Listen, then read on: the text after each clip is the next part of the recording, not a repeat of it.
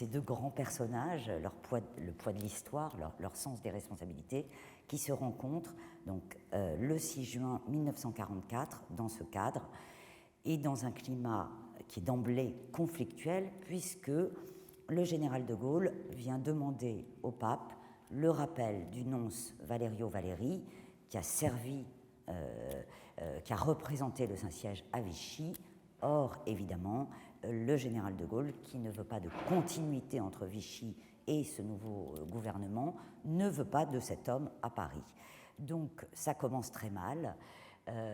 Il demande aussi, il est venu essayer d'obtenir cette reconnaissance extérieure, donc cette reconnaissance du Saint-Siège qui lui manque pour rétablir la force de son gouvernement et sa légitimité à l'extérieur, hors de la France. Et finalement, le pape Pie XII, qui est évidemment un diplomate, un fin juriste, qui sait qu'il pourrait récuser ce caprice, peut-être gallican, du général de Gaulle, d'oser réclamer et d'oser faire finalement demander une ingérence dans le gouvernement de l'Église, finira par lui accorder cette faveur, rappeler donc un homme qui était en réalité déjà parti et nommer à sa place quelqu'un qui va arriver à Paris en fin décembre 1944, qui est, le Premier ministre Jean Castex en a parlé, le nonce Monseigneur Angelo Roncalli, futur Jean XXIII évidemment, mais qui est alors un illustre inconnu. Il faut savoir qu'il n'a pas le CV de son Excellence Monseigneur Celestino Miglior,